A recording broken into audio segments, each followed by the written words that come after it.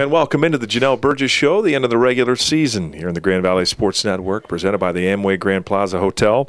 As the Laker women losing in Ferris State to end the regular season of play, but you do have postseason to look forward to. 20-6, the overall mark, 13-6 in the GLIAC, and you know, what do you say? Like Mom says, get the medicine out of the way first. Let's talk about the loss, and then the good stuff after that. There you go. Ferris State, tough one. You had never, in your coaching tenure, hadn't lost there before.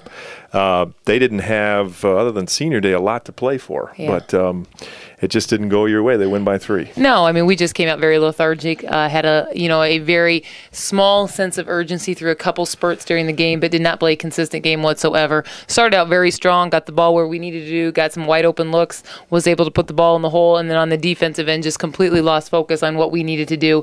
Let Trisha Principe come out for 25 points, which is unacceptable when it's especially spoke about in the huddles on a repetitive basis. So overall sense of urgency, very, very poor. And I guess the best thing you do is you know that you've got a game on Wednesday. In a very similar situation we will see when we host Northwood for the first round of the GLIACs. That's right. Grand Valley at home Wednesday night, 8 o'clock against Northwood. So there's no point in looking backwards trying to break it down. What do you, from a positive standpoint, what do you take out of this? What do you learn from it? What does it do for you for Wednesday night or maybe beyond? I would get a little chip on our shoulders, to be honest, and understand that we cannot perform that way on a consistent basis to be able to push through in a tournament situation. Our defense has to be our staple, and granted, giving up 65 points is not bad, but it's the manner in which we did it. It was our principles. I mean, some of the simplest things on our defensive end were not covered up. From as simple as how we played ball screens to how we were in help defense or not there in help defense like we needed to be, and just overall recognition. I mean, you're at the time of year where it is an opportunity to play, to get better, to prepare yourself for the postseason, and we did not take that into consideration at all on Saturday. Yeah, just by way of a couple of similarities, you're right. It reminded me a little bit of the first Michigan Tech game where you only gave up 60 points.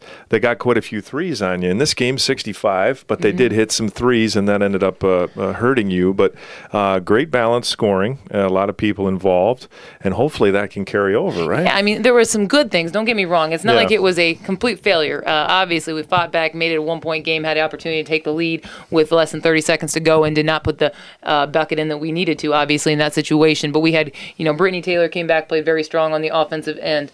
Lauren Sedola had a great second half. So those are two good things. Danny Crandall is now back, being very, very healthy, and had a very good impact in that game and played quality minutes. So, there's some good things to take out of it. Obviously, it's a stinger, though. You hate to end the regular season that way. But I guess the good thing is that we do get to play on Wednesday. We do get to host on Wednesday.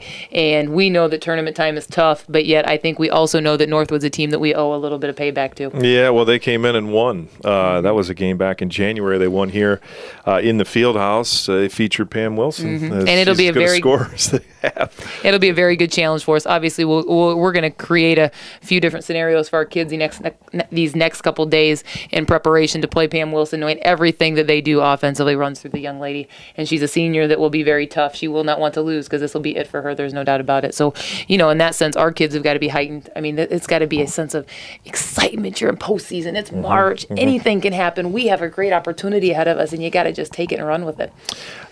We've talked all year about how great your sophomore class is. Does that youth work against you? It sure did on Saturday. Yeah, kind of not realizing maybe what is at stake the moment you have. Yeah, I think Saturday you could see our youthfulness set in a little bit. It was a little complacency. There's no doubt about it. But yet, in the flip side, I'll be interested. I haven't seen them since Saturday, and I will see them here in just a few short minutes. But I'll be excited to see their passion when we hit the court today. All right. Thanks, Janel. Thank you. Good luck Wednesday night. Again, that's 8 o'clock for the women. They'll play Northwood. Men tipping off at 6 against Michigan Tech.